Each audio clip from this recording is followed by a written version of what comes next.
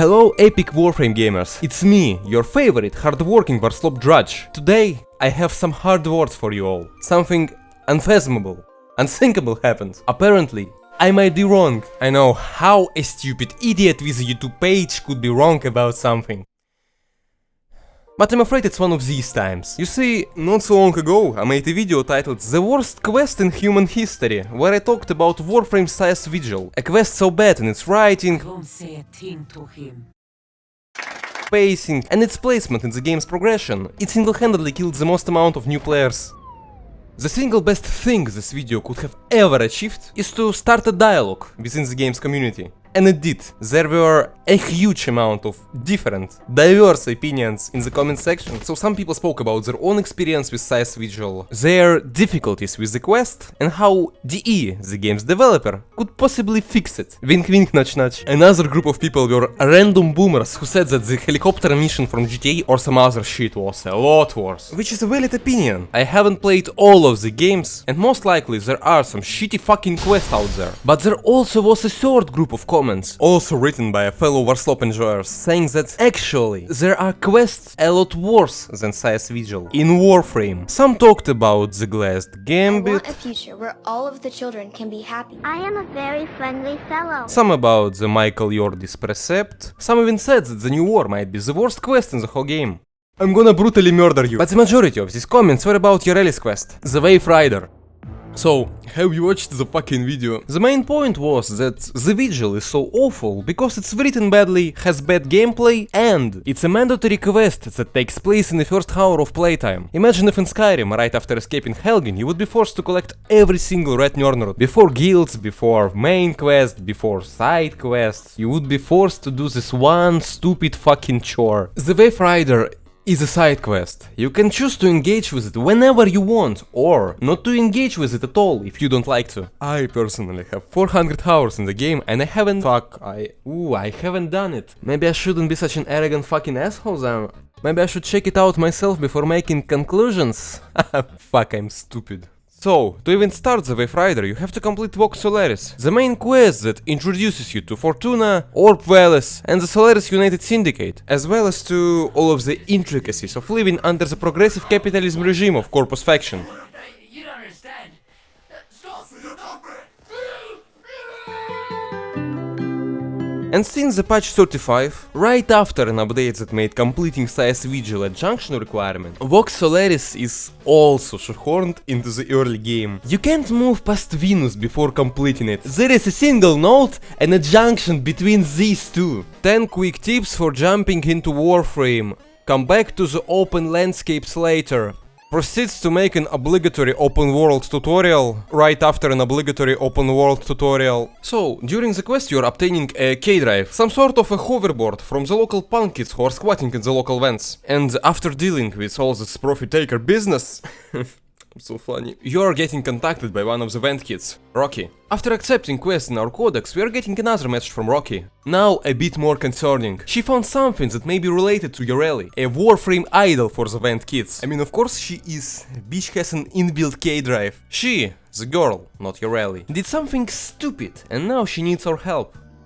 Yeah. Arriving at their place, we can see Rocky collapsed on the floor after some sort of injury, and her brother Boone saying that he found her in Orb Veles after she crashed her K-Drive. Boone is saying that the only one who can patch her up is Nef Enyo, the local kind Corpus landlord, who isn't really in a helping mood after what we did in Vox Solaris. So Rocky is essentially fucking dead. Also, Boone found some weird device on her he can't open. After interacting with it, we can see that this is a graphica, basically a flash drive with a holographic projector. And this particular graphica is a comic book, the extremely rare first edition of The Wave Riders, a comics about Yoreli. She's a fucking superhero in this setting. But the caveat is we can only access the very first page of a book, because following ones are locked under the list of unique K-Drive challenges a reader must do to unlock the whole thing. So Rocky injured herself while trying to do it. I mean, it's a child who lives in a vent. Then, something weird happens. Her brother said that when he also was brutally injured, Rocky told him a bunch of Wave Riders legends to encourage him or something. So now, instead of asking us to find a doctor or some sort of cure for her, Boone asks us to do a bunch of K-Drive challenges so he can tell his sister a story of her favorite superhero, hoping that it will motivate her not to give up or just she could hear them before she dies.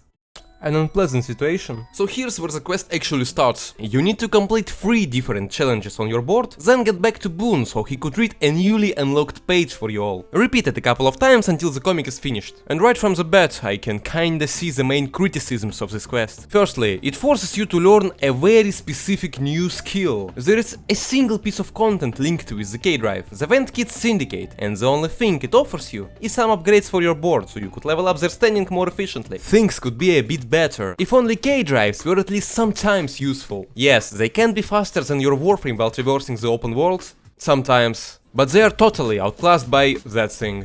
The second problem is that K-Drives are fucking hard. I thought the shit would be a lot more arcadey and easy to control, but no, you need to have a rhythm and a very specific timing while doing tricks. Do it a little earlier and your combo streak is over, a little bit later and...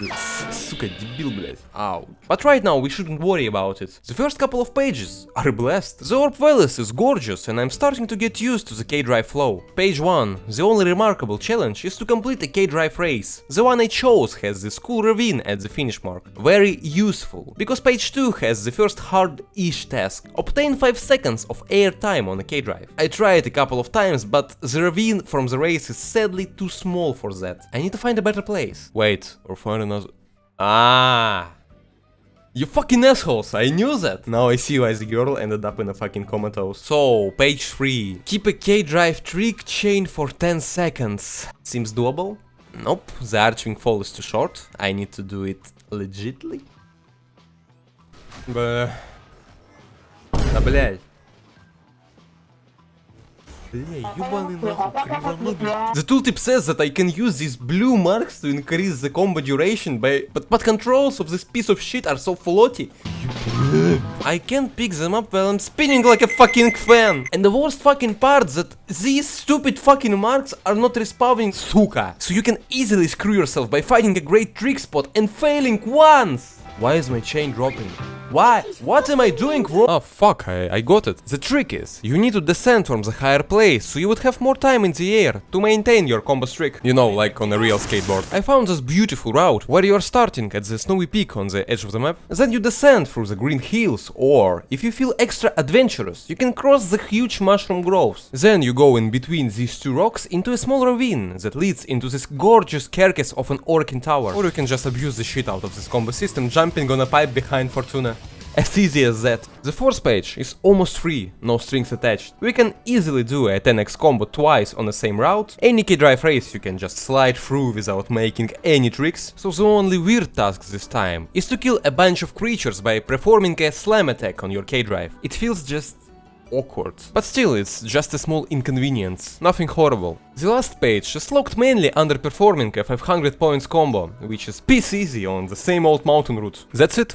Or is it? If you yourself have completed the Wave Rider before 2023, you might think that the quest I'm describing to you is a lot more easy, quick and bearable than you remember it. Because it is. In my beloved update 34, Digital Extreme, while being extremely busy on making the smelliest, stinkiest and the most repulsive fucking decision in the game's history, also nerfed the shit out of their most hated quest. Well, kinda. Arguably, the hardest challenge in the post-nerf Wave Rider is to perform a 500 points combo to unlock the 5th page. In old Wave Rider, you have to earn 1000 points as a 3rd page task, 1500 as 4th, and whopping 2000 to unlock the 5th page. Still cheatable, by the way. There are a lot of repeatable tasks in the pre-nerf version, and considering that there are 5 challenges per page, instead of 3, like right now, these tasks were also a lot more boring. You know, like, do the same shit 5 times in a row without any variety. Yeah, that kind of stuff. So what do you think was the reasoning to nerf the challenge requirements? I shit you not. Since when the skill issue became a valid reason for patching the game?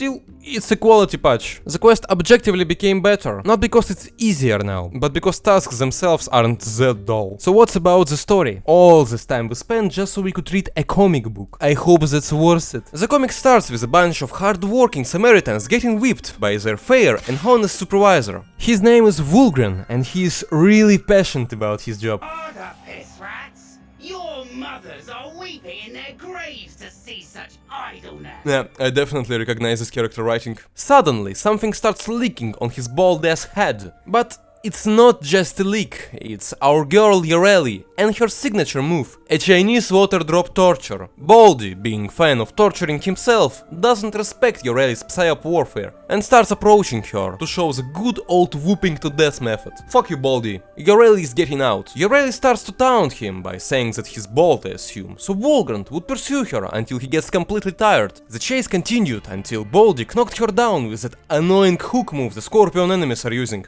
I guess Yareli should have installed Prime Sure-Footed. Ooh, how interesting. I hope no one would distract us from reading the next page. Right after unlocking the third page, we are getting contacted by Nef Enyo himself, who immediately starts trolling a fucking child for the fact that his sister is in a coma. You know, I like this bastard. I really do. Almost always we are getting LV as a big baddie of Corpus in quests, but Nef, come on. He's a fucking mustache-twirling villain. We don't get to see him very often, but I'm so glad that his pathetic, candy-taking, cheese-smelling ass is in this story. Page 4. Vulgran is readying his finishing blow, but his weapon is broken. Suddenly all of the peaceful workers, each 1/3 of his size, came to awkwardly stand around him, while the text box implies that these poor bastards are a pack of hungry rats that would devour him like a piece of shit. Yeah, right. Man could easily pick every single one of them and literally tear them apart like a fuck. Oh, Yareli is alive. After that, Nef contacts us once again, now saying that Rocky and him had a deal that he would write off all of their housing debts, but only if the girl gives him a fully completed graphica. Also, she tried to unlock the comic book to sell it later, so she and her friends could live their lives without the fear that they could be cut open and their organs could be harvested any moment. That's cute. But why does Nef cares about some fucking comic book?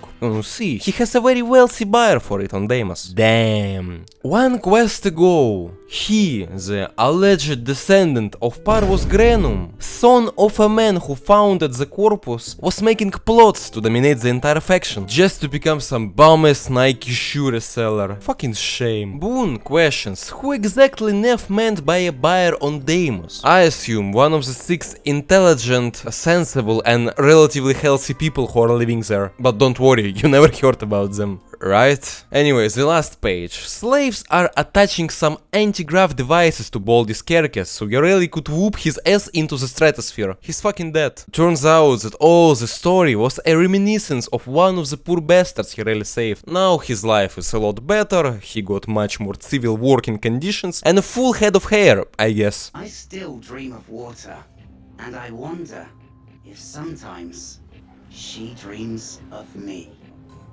No. Boone is glad that he could read this story, now he's ready to sell the graphica, so his sister could hear his retelling of it when she wakes up. But suddenly, Nef called us once again, now saying that his buyer isn't interested in the comic book anymore. Our deal is broken, and that means that he won't help us with Rocky. She's fucking dead. Boone already contacted Nef's buyer from Deimos, who turned out to be Grandma? Man, I really thought they would lean in Kaylee's direction, considering what a fucking dweeb she is. But I guess Bald Granny is a fan of bald people comic books. Also, Grandma made some elixir that somehow fixed Rocky's Naira fucking conduit. Okay, she's an orc and she can do things like this, apparently. So, in the end, kids got their legend and a piece of property they can live on without eventually getting mutilated. Nef Enyo was a pathetic little cunt for 10 minutes and Grandma got her comic book. Yeah, it's kinda a nothing story. There is a conflict involving the quest's main characters. Here's a Deus Ex Machina that resolves the quest conflict. Also, they aren't homeless now. Yippee. It's not a story-driven quest. It's a quest that teaches you a mechanic people just do not give a fuck about. Because it's isolated from any other piece of content in the game and simply isn't rewarding enough. But for some reason, I find it so charming. Maybe it's a, I don't know, maybe it's a holiday spirit or something. It's a story about kids being kids and dealing with a cartoon villain who wants their toys and probably dissects them. Then a character we all know, and I kinda like, not really, appears to save the day. I understand that if you find these little schmucks annoying, the whole quest would feel like a list of fucking chores you have to do. But I enjoyed it. I enjoyed the fact that I learned how to use K-Drive I previously never even thought about. I enjoyed some beautiful or well sceneries, and I enjoyed the simple little story that explores a small piece of this huge and rich world. And this is the moment when I realized it. In the post-quest inbox message from Grandma. Here she berates Snap for being such a fucking cunt and reveals that she wanted a graphica not because she's a comic book fan, but because there were IRL. How the fuck do you even pronounce this? But because there were a Yareli blueprint hiding somewhere in this thing. Yareli was a close friend of her until she prolapsed. Now Grandma grants the blueprint. Why am I writing this? Now Grandma grants the blueprint to us, asking to resurrect her old friend and mentions that the kids from Fortuna would die to see her. I really don't know. For some reason it feels so personal, especially compared to the regular please rebuild the Warframe from the Silver Gross or Sense of Inaros. They also should be personal stories, but how dry they are. I never even thought about crafting Yareli. I thought she's just a waifu bait for fucking coomers, and yet here I am, crafting her, because I thought her quest was cool and I really wanted to see the Van Kid's reaction. I thought this quest was fucking shit. What have you talked about? It's good. Story was charming and the post-nerf K-Drive challenges were a blast. How can you not enjoy...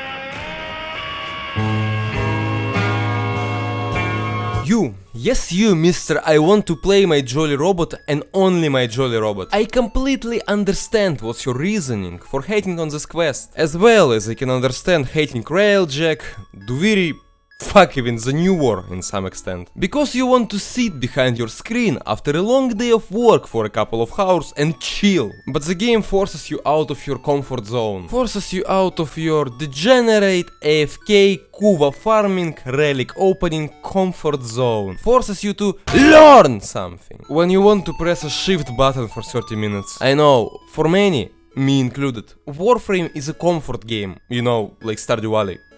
Exactly like Stardew Valley. And I can relate to the deep feeling of anger when you are getting new, uninteresting for you content in the game that is already perfect for you. But the game is stagnating like this. You and I are stagnating like this. Listen, I started the Wave Rider thinking of it not as a slog I need to endure to get Yareli, but as a new experience I never had in this game. And I had a fucking blast. I tried something hard, I excelled in it, and I got an enjoyable piece of world building as a reward that helped me to appreciate a new Warframe in my collection. My brother in Christ, you will not cure your video game erectile dysfunction by doing nothing. Be fucking open-minded with this shit. Try to have fun. You're an old fucking man. You are not gonna have any positive emotions without seeking them first. I swear, these fuckers are amazing at making new experiences. They aren't a perfect developer. They made a lot of mistakes.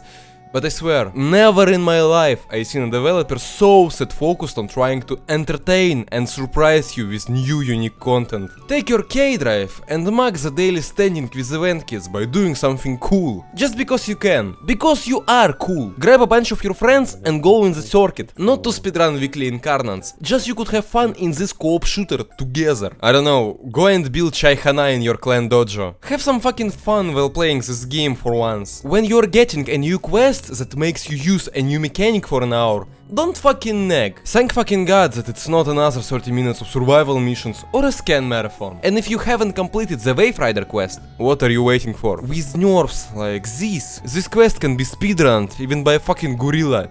Me by the way. Press the like button if you enjoyed the video. Press the dislike button if you hate fun. Oh yeah, happy Christmas to all of my Anglo-Saxonic viewers. Have a jolly one. Happy New Year for all normal people. I hope the next year won't be like this. Subscribe to the channel for more, because I really like making these ones. Bye.